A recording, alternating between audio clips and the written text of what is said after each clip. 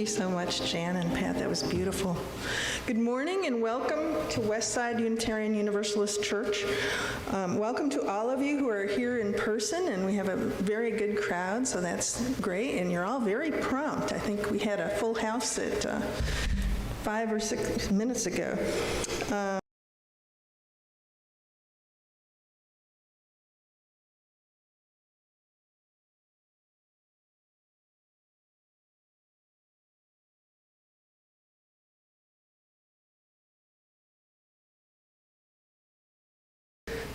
Presenting a lay-led service, and Reverend Badeau will return to the pulpit at the water communion service in September. Each of us brings a different perspective based on our upbringing, gender, race, sexual orientation, economic status, and all other qualities, and all are welcome. Let us join in a spirit of curiosity to learn about the diverse values, beliefs, and spiritual paths represented among us. All are welcome. Please stay after the service for coffee and conversation. If you are new, you may be interested in the informational materials in the back corner there, where Judy is sitting. And I have a few announcements to make. I'd like to point out that these are also in your order of service. The second Monday lunch will be held at the Chop House rather than what's in the other information you might have gotten. So you can talk to Diane Gray about that if you need any more information. Secondly, we are really excited to have Soulful Sounds coming to West Side. So please look at the information in your order of service to see when that concert will be held here. I think it's September 8th. And put that on your calendars, because this is a pretty rare and maybe something we'll be doing more of in the future. So we're excited about that. And there's also a Spirit Quest coming up Friday, September 20th. I believe you might be able to talk to Mary Frances or somebody else about that. I'm not the expert on that, but we can try to put you in touch with Reverend Carol or other people who have more information. And finally, I'm going to turn it over to Jan to tell us about her next sound immersion concert, which was a real hit the last time she did it a few weeks ago. Indeed it was. The first Thursday of every month at 7 o'clock here, I have the privilege of doing a sound concert. You may call it a meditation, a concert, an immersion, a journey. All those words have been used. But basically you come, you get as comfortable as you can, either on the floor or in a chair, and you listen to singing bowls.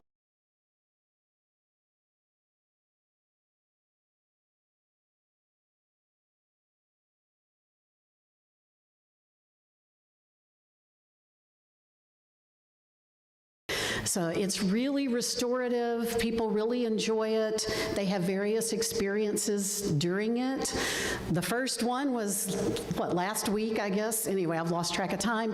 We had almost 50 people here. It was incredible. So, and several Westsiders were here, so you can check in and see what they thought of it. But if you could come to that, it would be wonderful. And if you want to taste, the service next week has singing bowls and gongs and all that stuff too. So if you want a little taste and find out if you like it, come to the service next week. Thank you.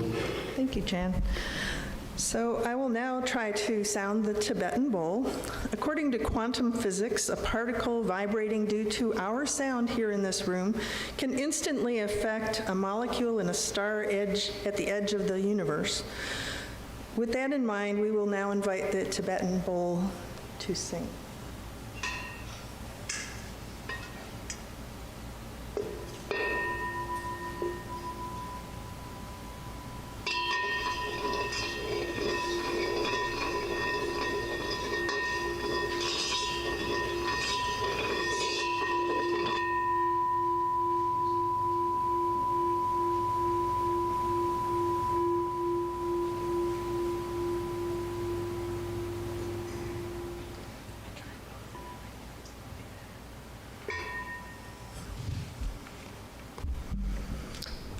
And now we will light the chalice.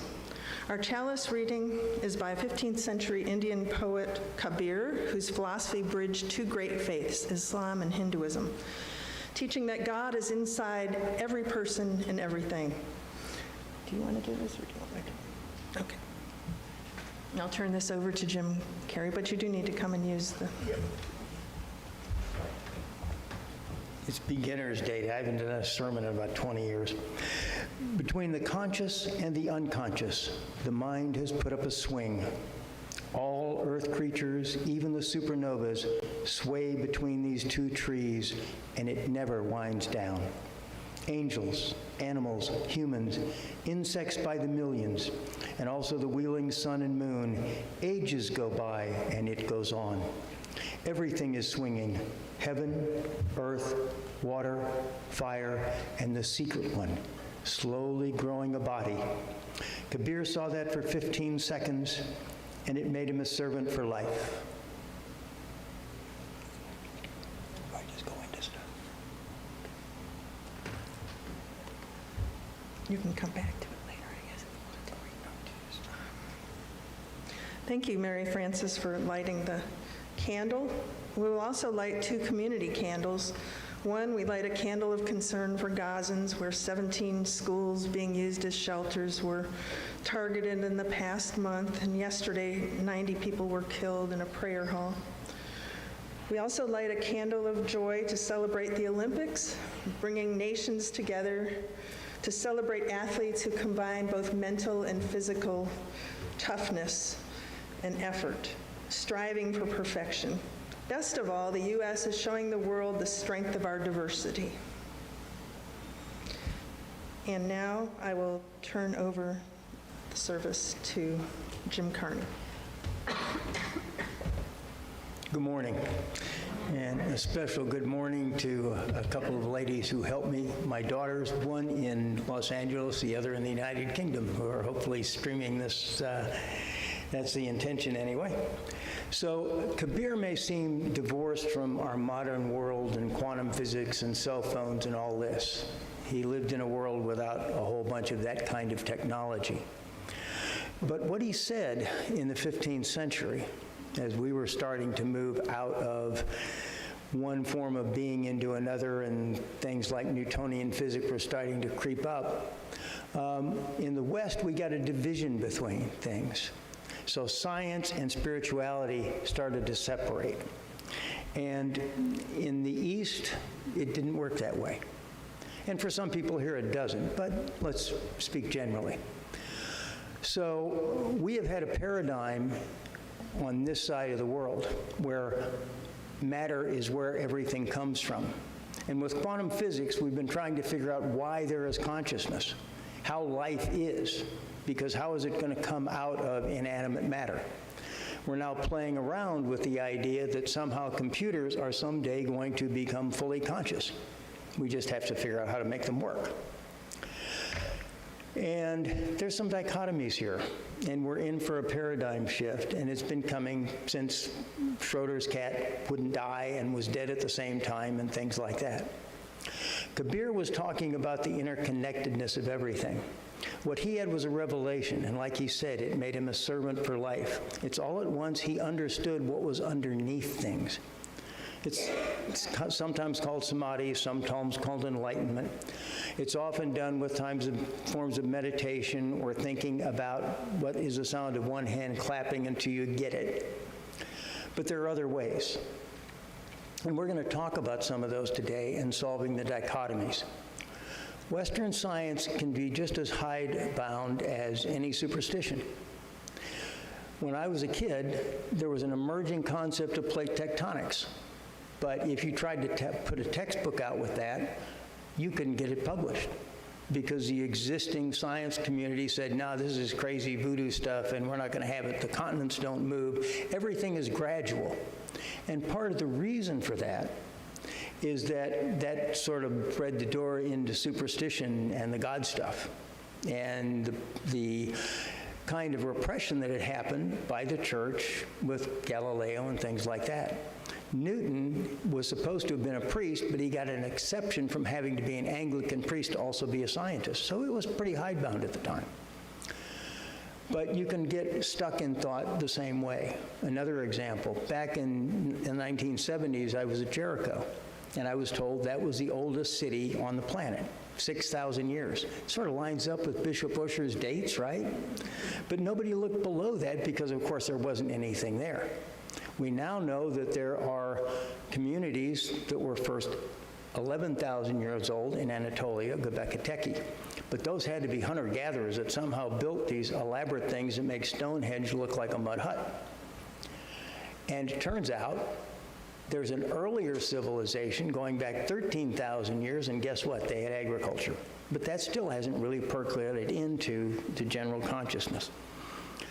So in modern quantum physics, because we've divorced the idea of spirit out of hard science, we don't know how to approach consciousness. That is the so-called hard problem, and it's defined as that. So there was another gentleman who had an enlightenment similar to Kabir. His name is Frederico Fagan, and he was building upon work by Arthur Jung, the man who invented the helicopter. Mr. Jung, or Dr. Jung, credited his ability to his study of quantum physics because it was a passion when it showed up, and his knowledge of astrology. And he credits his knowledge of astrology with figuring how to put stability into the helicopter. That sounds far-fetched, but he writes some interesting books, and there's an awful lot of math in it. I started reading it back about the time I was at Jericho, and I'm still struggling with some of the equations. But another computer scientist, I should have prefaced that. My advanced degree is in computer technology. And I got enthralled with quantum physics for the same reason Jung did. I was trying to figure stuff out. Because in 1968, I had an experience similar to Kabir. I was struggling trying to figure out the dichotomies in Judaic and Christian monotheism, and it got to the point of one hand clapping. And on Holy Saturday night, Easter Sunday morning, I dropped down into the same place Kabir did. And all at once, I was everywhere at once, and it was indescribable, and then I spent the rest of my life trying to figure it out. Well, so did Frederico Fagan, the man who invented the CPU and the Mossgate. He is a stellar example of the science of both quantum physics, because he is a quantum physicist, and computer science. And I will read from him, because he was struggling with the concept of what is consciousness, how did it get here? And he was a materialist. He was a determinist, and he was trying to figure out how that could be out of innate matter. Because right now, among the things that come out of that is, well, if it came out like that, then everything has to predetermine. There's no free will. Well, if you're going to decide what you have lunch today, I don't think the cosmos figured it out for you. That almost puts God in his heaven on his little chair deciding whether or not you should go shopping today. And I think he's busier than that, or she. So anyway, 1990, December, and he was working on this, and it just fell away the same way. And this is how he reported it. I experienced a broad beam of shimmering white light, alive and beatific, gushing from my heart with incredible strength. Then suddenly, that light exploded. It filled the room and expanded to embrace the entire universe with the same white brilliance. I knew then, without a shadow of a doubt, that this was a substance out of which everything exists is made, like Kabir's secret one growing a body. This is what created the universe out of itself.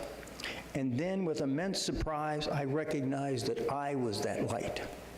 The whole experience lasted perhaps a minute, and it changed me forever. My relationship with the world had always been a separate observer, perceiving the universe as outside myself and disconnected.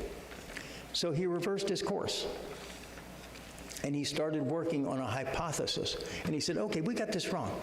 We have been trying to create reality out of matter. How did it get here? And my mother, in discussing this stuff, told me when I was a little kid, where did everything come from? How do you explain it other than something metaphysical? And that's the essence of this. Where did it come from? There was a Hindu mystic, and he was asked this because the Hindu concept of cosmology, and it's an allegory, but the world sits on a tortoise. So a child says, what's under the tortoise? Another tortoise. What's under the tortoise? Another tortoise. Well, when do the tortoises in? How far can you stack tortoises before you have to get some other answer? But where do you get the other answer? And in his metaphysical, and he considers himself a mystic, but a mystic idealist. I consider myself a mystic skeptic, and I'll explain a little bit more of that in a bit.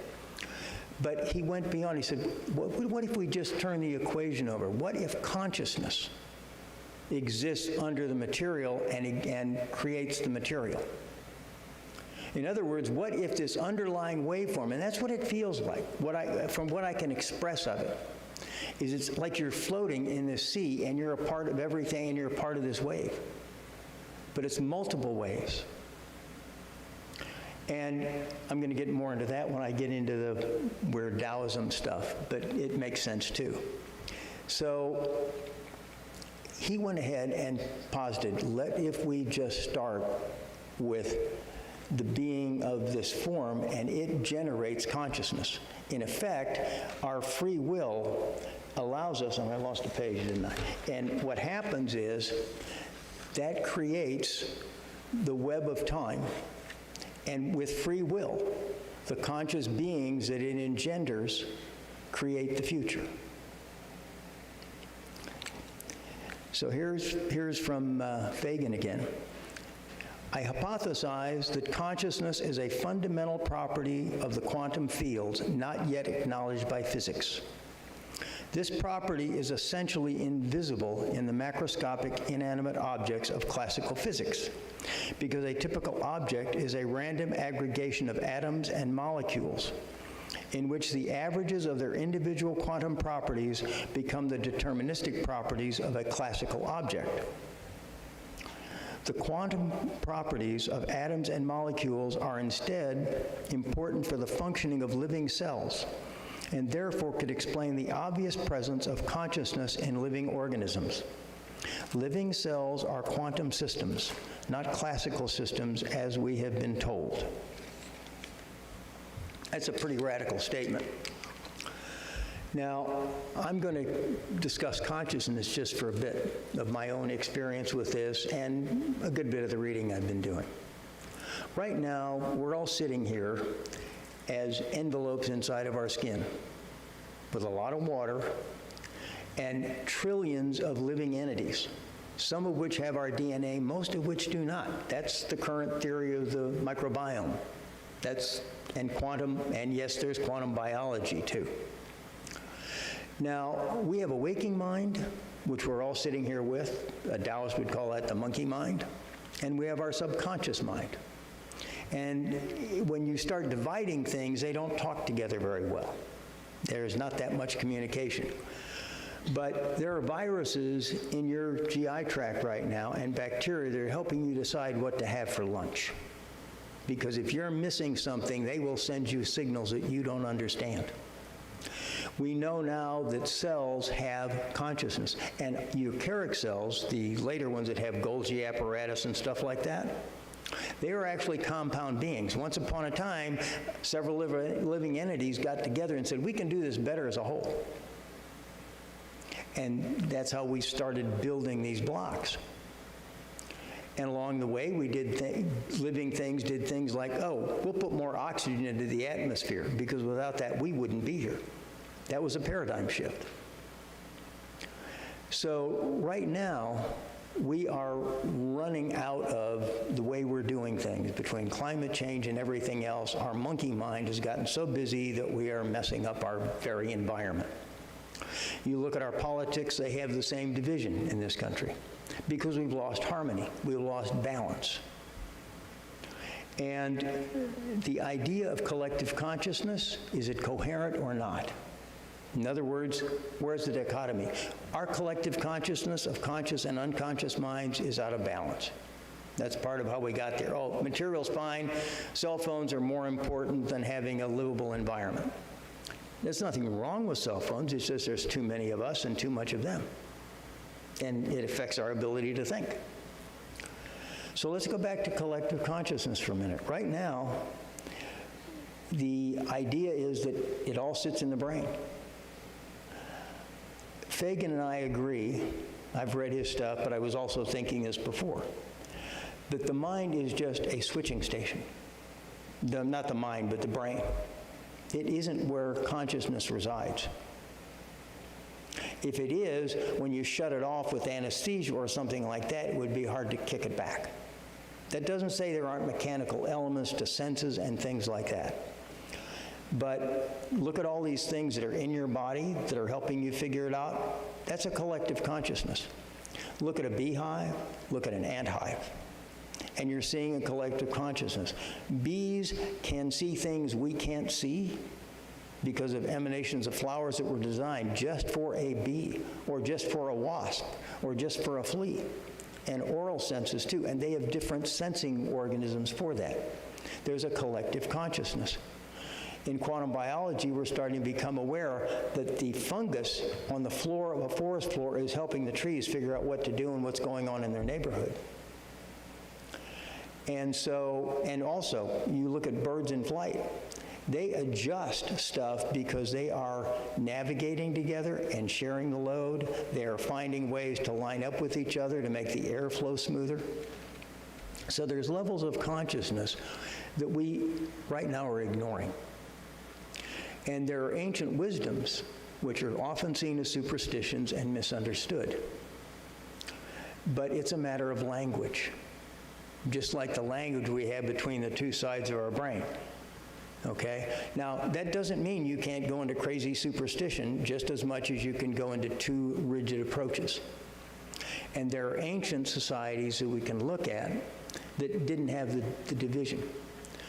Carl Jung was an aficionado of the I Ching, and that's where he got his concept of synchronicity, that there is this link that can be done with the conscious and the subconscious, and you can function better with it. Meditation does some of the same stuff. It stills out the monkey mind. Now, Taoism is a living tradition, and it's got a lot of boogie-boo in it because you have a lot of baggage, just like you have in any practice, because how do people pull this stuff together? There's sort of a balancing point, and you get off balance both ways, and we'll discuss that more in a minute. But Taoism started out with the folk religion and shamanism going back at least 8,000 years in China. Today, there are three major religious traditions in China: Buddhism, Taoism, and Confucianism. They arose at different periods in China. During the Warring States period, the upheaval between the different kingdoms was such that people wanted order. And Confucianism arose from that. Let's have a hierarchy. Let's have a structure on how the family works and how society works. And very hierarchical. And that was sort of what happened at the end of the Roman Empire with the rise of the Catholic Church. And let's have one person in charge and a hierarchy, and they'll run everything else. It is not that much different. Except Taoism never threw out the spiritual stuff, and they sat in the middle. Because the Buddhists, they were into, well, we're going to sit here and we'll meditate and all that kind of stuff, and we'll approach nirvana. The Taoists said, that's great, but you still need to move and live in the world, but don't get so carried away as the Confucianists. The Northern School of Complete Reality Taoism, one of about 1,000 schools that existed in and around the Warring States period, is what I came to approach through a Taoist monk that I was fortunate enough to, for about 8 years, be able to study Tai Chi with. And I'll talk more about that shortly. But that is a middle road. The Taoists are a combination of quantum scientists and a little bit of hippie. They're not as far as the Buddhist on one end, and they're not as rigid on the Confucianist, but they say if we get too far out of balance, but it's hard to understand the language. When my wife died New Year's Eve, I started trying to sort stuff out. And I've since, in the intervening 7 months, really dug into what I thought I knew and what I understood. And it has brought what's called post-traumatic growth. Rather than stress, I've come to understand things a bit deeper. It doesn't mean my journey's over or that I've got everything right. I'm here on a learner's permit, and I'm trying to figure out what I'm going to do when I grow up. But what it did, among other things, I was trying to, and it was a sudden thing. And so I started looking into various structures, and one of those was, what is this ancestor worship thing? What is my still relationship with this loss? We are a collective consciousness with our past, not just the now. So you carry with you interactions with your siblings that came from your parents, and then it goes further back. And it affects how you see the world and how the world will manifest through you. So, for example, I'm sorting out my relationship with Carol and getting an understanding of what that meant and how I grew and what was the purpose of all of that. And I'm doing that with the children involved. And the same discussions are going on internally and externally. And the same thing is true with, my parents aren't here, but I'm still sorting that out, and that affects how I do things, how I establish relationships. My great-grandfathers, or one great-grandfather and his brother, fought with Grant at Vicksburg to end slavery. Their father was a slave owner. I have since learned the names of some of the family's slaves, and I'd like to know more about how all that unfolded. And that is a part of what we're dealing with right now. There's a cycle from the Civil War through Reconstruction, through the death of Reconstruction, to the Civil Rights era, to the stuff we're dealing with now with trying to kill it again. We've been basically in Jim Crow too, because we haven't settled out all of that wave. It hasn't leveled out into a coherent system. And part of that's because our subconscious mind lets us get dragged around by demagogues, which is just as superstitious as any other kind of that, all right? One of the things you learn in Tai Chi and Taoism is balance above all, balance it out. Ursula Gunn, the author, wrote a series of books called the Earth-Sea series. The Earth-Sea trilogy were the first 3 books. And she's a Taoist, or was a Taoist. And her character, Ged, is wanting to become a magician in a water world with dragons. And he unleashes power that he didn't know how to control, sort of like Mickey Mouse and the thing, and almost destroys the world. The Archmage tells him, in the beginning, you think that the more power you will gain, the more you can do until you can control everything. In reality, you do less until you only do what you should do.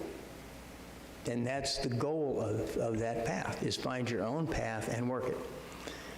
And along the way, as Joseph Campbell would say, you work on following and finding your own bliss, because everybody's is different, but collectively we're all in this together.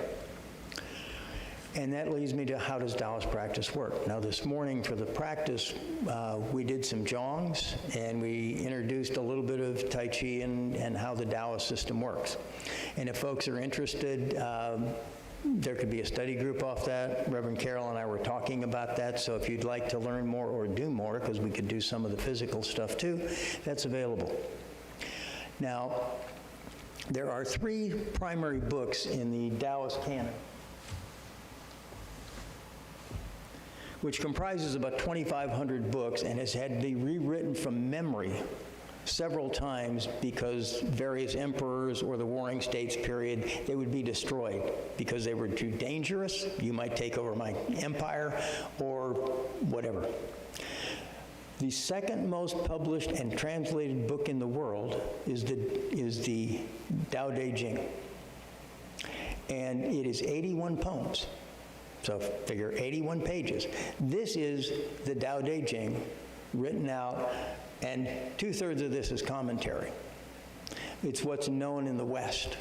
Up until recently, the only way you could get the inner tradition was to be a family member of one of the inner door schools of Taoism. They still exist.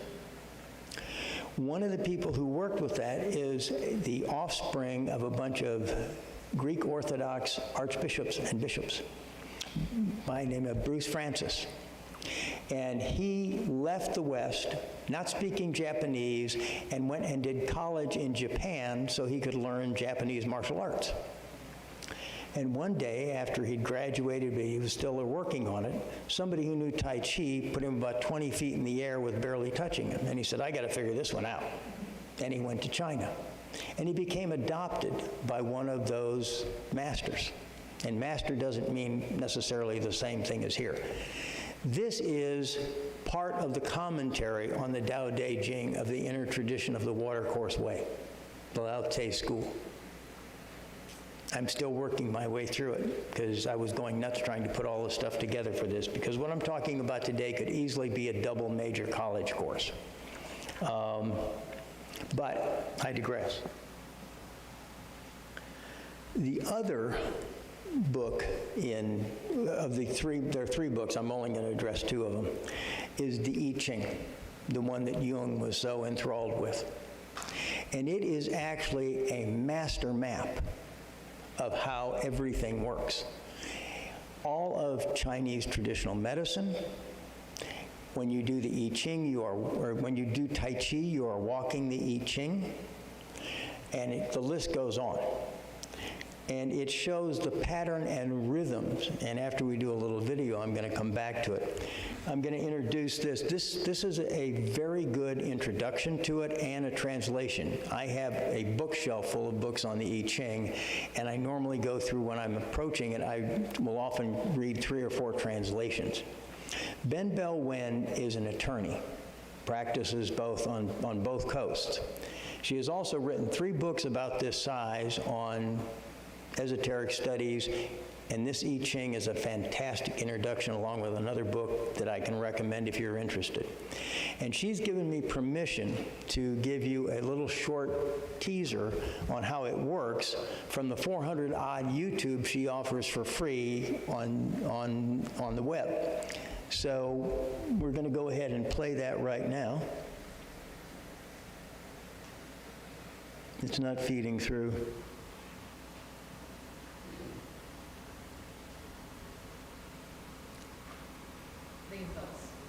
The TV's asleep or something. We gotta get back up. All right, let's see. We have technical support here. We have excellent.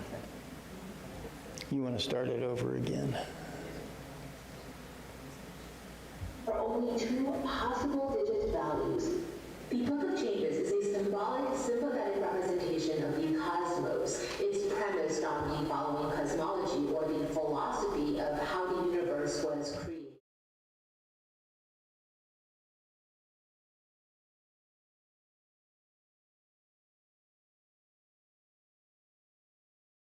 The Book of Changes is a symbolic, sympathetic representation of the cosmos. It's premised on the following cosmology, or the philosophy of how the universe was created and is structured. The universe is designed by strings of binary code, meaning at its most fundamental level, there are only 2 possible digit values, light and dark, creative and destructive, assertive and recessive values, flow or no flow. Yes, kind of like what 1 symbolizes and what 0 symbolizes. Interesting enough, the 17th century German mathematician and scientist Gottfried Leibniz is credited with having designed the binary code system in computing around the time he was sent a copy of the I Ching Book of Changes. On screen to the left is from a diagram owned by Leibniz in 1701, sent to him from the French Jesuit missionary Joachim Bouvet. This faded, smudged numbering you see was handwritten onto the page by Leibniz himself. A string of binary code yin and yang values set into a specific pattern creates an electromagnetic signal of sorts, representing a specific type of force in this universe that causes changes, alchemical transformations. If you string binary schema of yin and yang values in sets of 3 or trigrams, there are a total of 8 permutations of trigrams, or sets of 3 yin and yang binary values. To get from 1 to 3, you build with 2, and when yin and yang values are paired, you get a permutation of 4, called the 4 faces or 4 images. When a string of 3 values, the trigram, is formed, that trigram represents one of the 8 fundamental building blocks of life. These 8 trigrams are a metaphysical periodic table of sorts, signifying elementals. And when they interact with each other, forming the 64 hexagrams of the Yi, that's when we get alchemical change. Think of these 8 as the key ingredients for building a universe. There are 5 phases of change, the wuxing, that govern how these 8 elemental trigrams interact. These 5 agents of change, fire, water, wood, metal, and earth, guide our interpretation of the trigrams. Just like elemental dignities in Western alchemy, these 5 agents of change move the 8 trigrams through spiraling evolutions of creation and destruction. So to recap, each building block, these 8 fundamental ingredients of life are, according to the cosmology of the I Ching, just ones and zeros. 8 trinities combine in binaries for a total of 64 permutations, or strings of 6 values of yin and yang, light and dark, creative and destructive, assertive and recessive forces, flow versus no flow.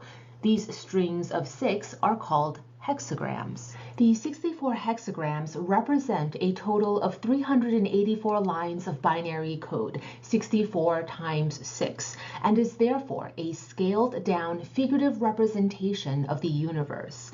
The 8 trigrams interact with each other in cycles, and as the pairs of trigrams engage at varying points of space-time, they create larger cycles, and thus the I Ching is said to be a unit circle, a cosmic mandala.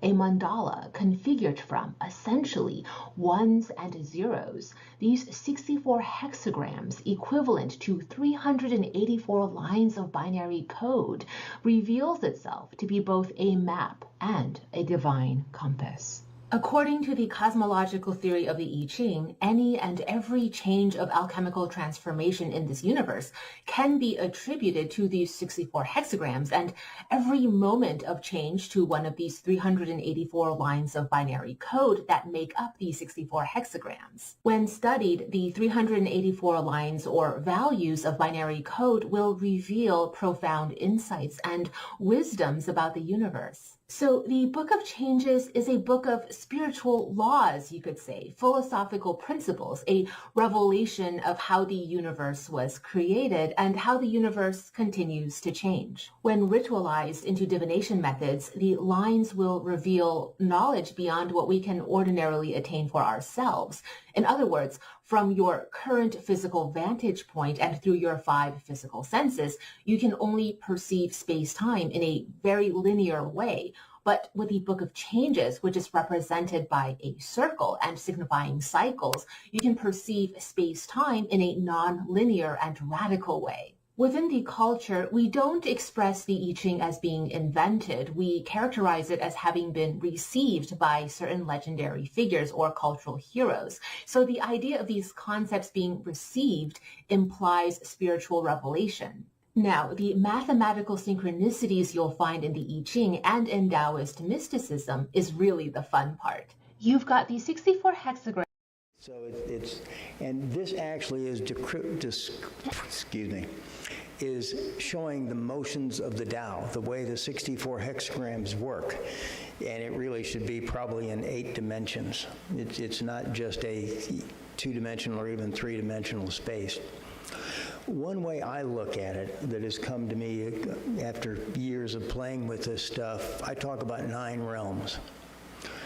The 8 primaries that are combined are also mapped to things like the Wheel of the Year in almost all traditions, the Catholic liturgical calendar, the ones that are used in various astrological methods, all of the rest of this stuff.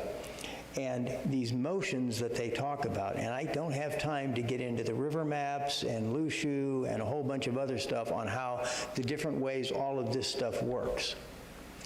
But we can simplify it.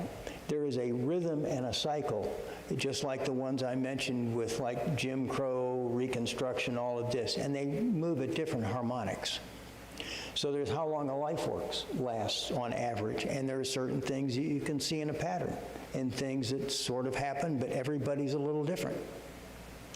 And we have free will, and one of the arguments against free will in some of these discussions by physicists is, well, but we don't have the ability to do anything. No, we're limited by the constraints of our space and time and reality. And those change. And the perception of time can change. If you're feeling agitated or really relaxed, your sense of time can be radically different, right? Time is a variable that can be measured in one way, but in straight relativity, depending on how fast you're going, it can be different, right? Generally not by a lot, but. And the entanglement of how in the heck can something on the other side of the galaxy still be attached to your nose, well, that's another conundrum that can actually be answered with this, and I don't have time to get into all of that because there's lots of material on the I Ching. In fact, I've got 2 books that show how DNA structures and the I Ching map. Those 64 hexagrams, there are 2 male and female sets of pairs of 32. Guess what that lines up with? Welcome to your body. Okay? And so there's ways you can layer, because this is a universal mapping system, and the map isn't the territory. But what happens, and this is consistent with Pagan's concepts and theorem, in Taoist practice or philosophy, when you are born, before you are born, when you're in the womb, you're in a space called earlier heaven. And your circulations run differently than they do once you're born. When you take your first breath, that changes. That happens in Western medicine too. When you're inside your mother, you're using her energy to give you blood and oxygen and nutrition. And so things work in reverse. When that cord is cut and you take the first breath, those circulations reverse, and you're now in what the Taoists would call later heaven. And so your relation to this changes. And then you go through your cycles. And everything has its own cycle. But the basic underlying of this is the same. And what allows it is free will. When you attain consciousness, and Arthur Jung, the guy that invented the helicopter, 40 years before Fagin, was talking about how light exhibiting intelligence, because that's what the double slit experiment shows, and that's a little spooky too, and I'm oversimplifying, but I've only got about 20 minutes or so. So dropping down into matter and crystalline form, it's this descent into being. And coming out of it, when we reach that living entity stage, some form of cellular stuff, we start gaining consciousness back until we get full consciousness and increasing degrees of free will. And those circles that she showed that are both Western and Eastern alchemy, that's the function of free will and the mechanics of being. And so when you approach the I Ching, you're saying, okay, I want to know what these patterns are like that I'm dealing with. And I want to see both my conscious and subconscious mind. You're not asking it to tell you what you should have for lunch or if you should marry the fisherman's daughter. That isn't what it's about. It's not fortune telling. It's not going to tell you what you will do. It's telling you, I'm going to help you figure out what you should do and limit to your understanding what you can do. Don't get carried away. If you approach it as fortune telling, it will take you down a rabbit hole. It's superstition. But if you use it appropriately, it is an incredible tool. With Tai Chi, a lot of people think, oh, it's a great way of stretching. In Tai Chi, you actually only want to use about 70% of the stretch. And when you're doing it, like everything else in Taoism, there's layers and layers of code. Probably one of the most common phrases repeated out of the Tao Te Ching is the 1 begets the 2, begets the 3, begets the my red beings, creates everything that is. I'm going to show you the bow. I don't know if you can hear it. So here's the bow. You stand in Wu Chi. Wu Chi is the nothingness before anything happens. Now, nothingness abhors nothing. So it created something so something could happen. So with that, we start the bow. We do it by joining the 2. Here's the 2.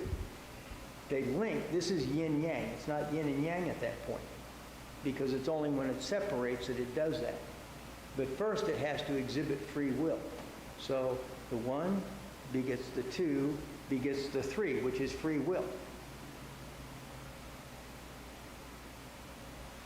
Begets the 10,000 things. So in the first move of Tai Chi, you learn that first time you approach it, without knowing it, you have just described how to represent the universe and your own place in it.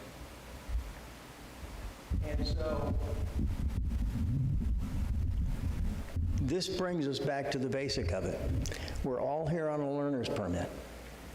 And when we start breaking up the dichotomies, when we start realizing what we are and what our place in it, not just from one side or the other. It isn't just, I'm going to go sit on my lotus and wait for enlightenment, and it's not just, I need to get as much stuff as I can. What went wrong with America? I can tell you. We used to be, when I was a kid, talk about being citizens and responsibility. And patriotism was doing your fair share. And then it was like, well, if we go ahead and cut enough taxes, everything will trickle down and everything will be happy and you can grab anything you can grab. And we're going to become consumers. When FDR was trying to rally folks at the beginning of when we entered the Second World War, everybody stood up and took a part. When 9/11 happened, George Bush said, go out and buy something. Ain't the same thing. And it's the same thing with spiritual development. You got to put the time in. A lot of people think, they get frustrated with Tai Chi. I taught Tai Chi for about 20 years. You get frustrated with it because you're expecting to learn the set. It takes 4 years to learn the set, maybe, and you still forget parts. I've led workshops and missed pieces. Because it's the journey. That's the real trick. In fact, that's the whole thing with the Tao. The Tao is the journey, the way. And it is not about the stuff. And it's not about how the rules are said, but how they exist. I'm going to borrow 2 of my favorite things from Buddhism, going to the other side of Taoism. One is a hermit, and he has a rice bowl and a loincloth. And he lives in a little hill on the top of a cliff, or a little cave on the top of a cliff.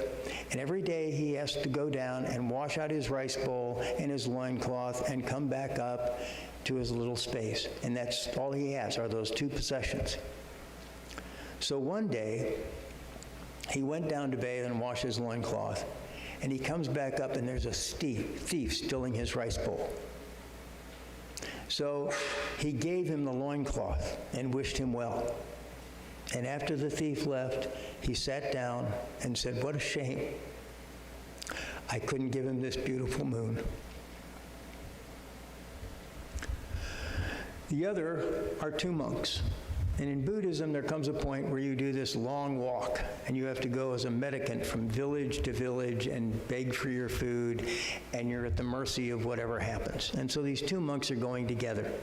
And they have to eschew from alcohol and meat and touching somebody of the opposite sex and all this.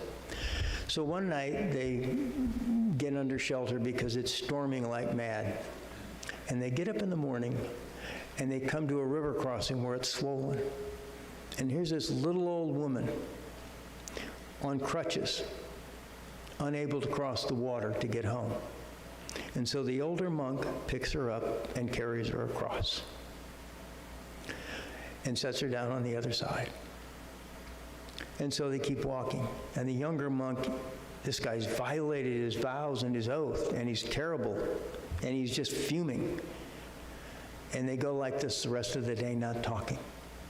And they get to another village, and they beg for their food, and they're sitting down, and the older monk says, okay, out with it. And the younger monk says, you picked up that woman. And the older monk said, I set her down on the other side of the river. You are still carrying her. There's lessons in how we live our life, and that's the way.